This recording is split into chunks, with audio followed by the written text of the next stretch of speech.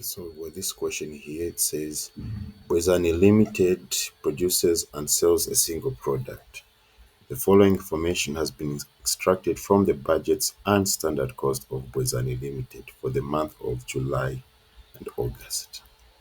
So we've got this information, how many units they produced, how many units they sold. Then we've got information for the costs. We've got direct material here, direct labor, variable production costs, and fixed production costs. Then also for the fixed selling overheads. Right. So they've told us the normal level of activity is 15,000 units per month. Variable selling overheads are 8% of the sales value. Selling price is 80 kwacha per unit. So we'll answer this step by step. First, calculate the production cost per unit for the month of July using marginal and absorption costing method. Okay. So when I calculate for July, when I send this document, you should calculate for which other month is this? August. All right. So we have to get the cost per unit. Okay. So we'll start with marginal costing, which is also called variable costing. Okay. We're going to focus on the variable production costs. All right. We're going, and since they want it per unit, so all these costs here, okay, since they are saying it's per unit, just know that all of these costs here, we just divide them by the number of units that are produced. Okay, so we're going to start with, let me just get this table. This.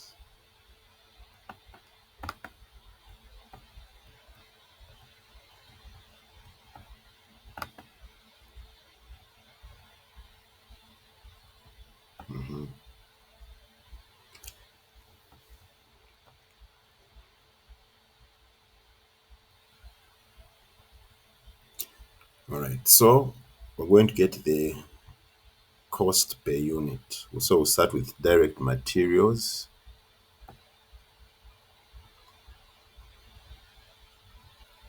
Why is it doing this?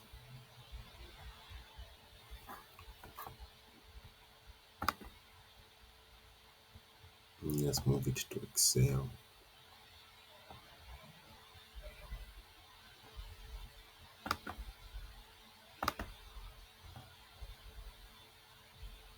Yes.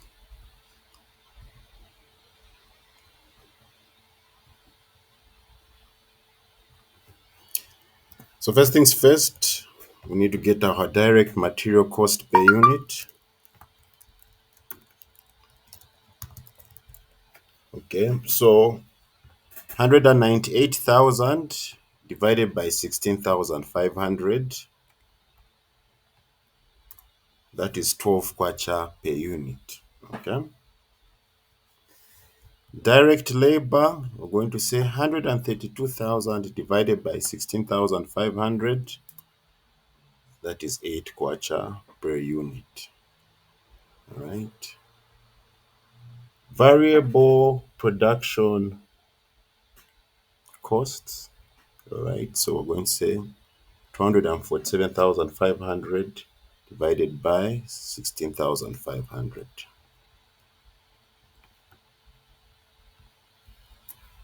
All right. Now notice the fixed production costs, we do ignore them. We're treating them as period costs under marginal costing. Even these fixed selling overheads, we're going to treat them as periodical costs. All right.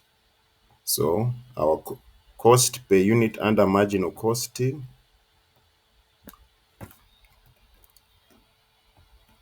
12 plus 8 plus 15, 35 kwacha per unit. All right. That is the cost per unit for marginal costing.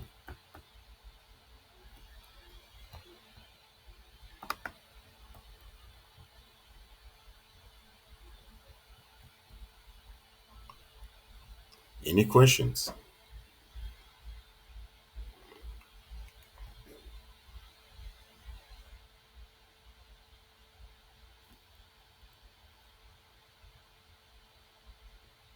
All right. Then we need to calculate the cost per unit under for absorption costing.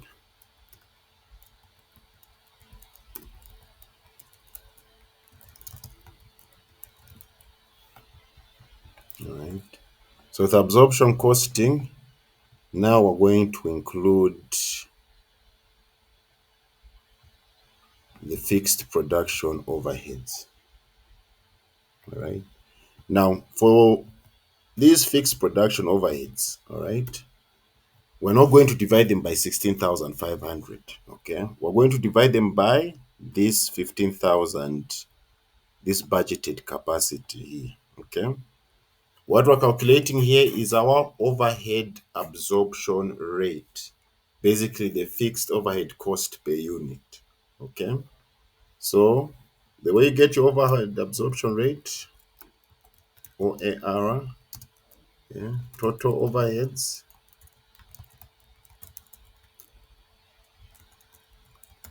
Okay. So to absorb an overhead, colleagues, it just means you're including the overheads. Okay. Because remember, whenever you want to tabulate the full cost for each unit that you're producing, you also want to include those overheads. So there are many ways you can absorb the overheads. You can absorb them with the number of units produced. You can absorb them with machine hours. You can absorb them with labor hours. Okay, there are different ways you can absorb them. But usually in this type of questions, we absorb them with through the number of units. Okay, so it's total overheads divided by budgeted level of activity. All right. So these 15,000 units,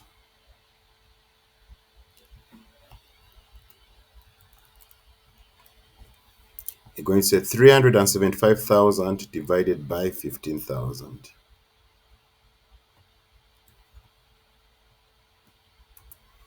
25 kwacha per unit.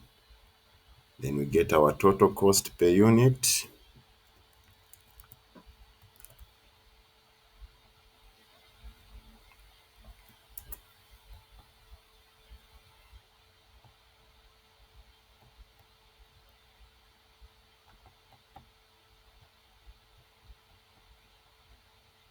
Yes. So under absorption costing, our cost per unit is